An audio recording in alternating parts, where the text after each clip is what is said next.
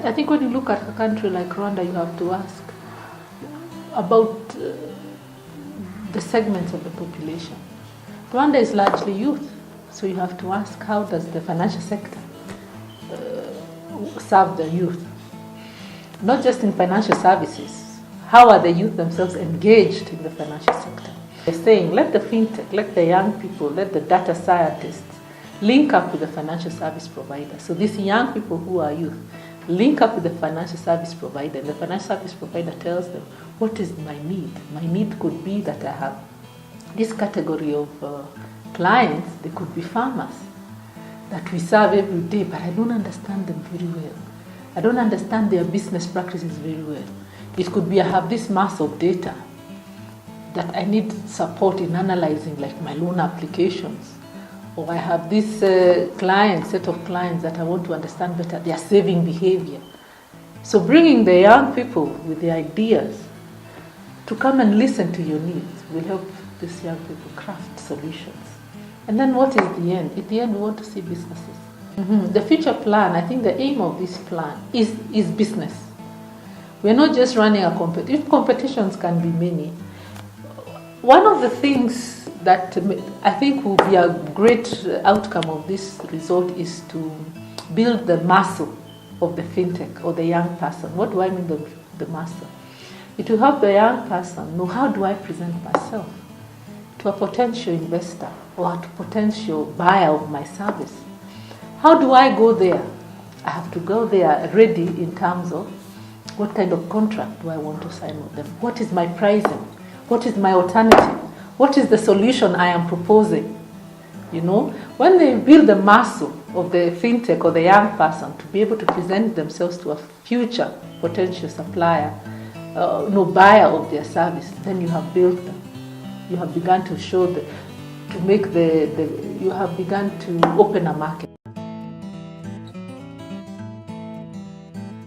I'm here sharing my experiences as an innovator, but also informing a group of young innovators here about their future in this country when we finally launch the venture capital market that is tailor-made for them under the name of the Rwanda Innovation Fund. So what I shared with them was a number of things, including explaining the journey they will expect to go through and the kind of funding they will need. At this stage, they are at startup companies, but we need them to grow. They want to grow. The question is, how do they find money? How do they get access to money that will enable them to grow? Now, in Rwanda, the government and the private sector federation have worked very, very hard to try and to establish a market that goes from a time when a company is still a startup all the way to a grown-up company that is going public. Yeah, so as we go along the issue of data and the need to make sure that FSPs in Rwanda start coming up with decisions that are based with data, and also making sure that organizations start using the data that they have or looking for new sources of data. One key thing that has come out strongly is the shortage of skills when it comes to data science in Africa. To say there are very few people who understand data science, who are able to do data analytics, so that leaves a huge gap. So effectively, we have teamed up with the likes of AFR, ICT Labs, K-Lab, to make sure that we also play our role in highlighting the issue of capacity building, developing skills, and making sure that whatever cause we are pushing through as eye to eye is supported, and there are more people who understand it and we're able to launch it. And we also want to ensure that whatever it is that we do with any of our focus countries, we leave people fully capacitated, and there are people who will be able to push the journey forward. In my experience with fintechs in Rwanda, a lot of the times fintechs approach financial institutions or key collaborative partners without doing a bit of more legwork. Most fintechs spend time developing their app, they spend time thinking of the idea, they spend time creating that thing that is going to work. And they don't look outside the window to appreciate that, one, they have competition from other fintechs that are not startups.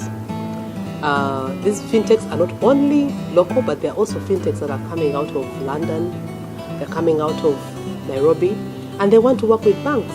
So when you're a fintech and you're approaching a financial institution with a solution, you have to be able to understand the full picture. That helps them to then either make sure their products are relevant, make sure that whatever they're going to come up with is able to drive a value. And then they also need to be able to build a bit more of the business side. How are they going to make money? Many times fintechs will come to a bank and they have a good idea, but they haven't yet thought about themselves. So how are you going to make money?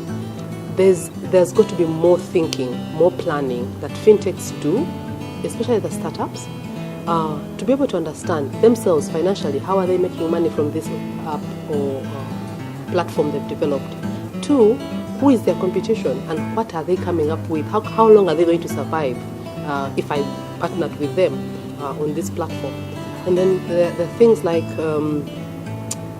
the whole, we talked about brand, them as a brand, how have they built time? So it's not just about sitting in a lab. You need to be able to, and you cannot do this overnight as a fintech. You need to be able to partner with the right people, AFR, I2I, partner with some other organizations that are able to give that added preparation, that added legwork, that added drive that will give you a bigger platform to compete in my audience. Because when I'm a financial institution and I'm looking at fintechs, I'm not looking only at startups. I'm looking at someone who's giving me a solution that will drive value for my organization. So they need to compete. Today, as someone who is in charge of product development, I need something disruptive. I need a technology that will disrupt my today, that will talk to my consumer for tomorrow.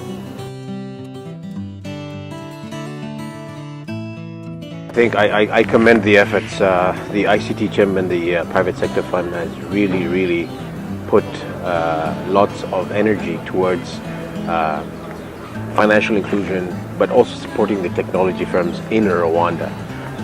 And I think with the enabling policy that the government of Rwanda has actually put together, it's now for us, the private sector, to actually take it up and make something of it.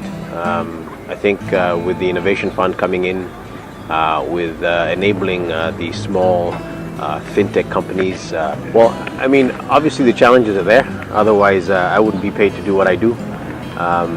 But it's great to wake up every morning knowing that you can solve those problems. This initiative here is one of those solutions. The talent pool and the solutions that could be cultivated out of such efforts is immense. There are so many developers that are coming out with different ideas, and they call it disruptive, but in a positive sense, because it keeps us on our toes. It makes sure that companies such as banks, microfinance institutions, telcos do not rest on their laurels. They do not rest on their common ways, and some people have named that to be Kodaked in this forum, and that's because if you're not keeping up with the technology and keeping up with being innovative, you will cease to exist. We sit right in the middle. R&D is part and center of what we do every day. The banks, the telcos, they want to reduce costs but still remain productive.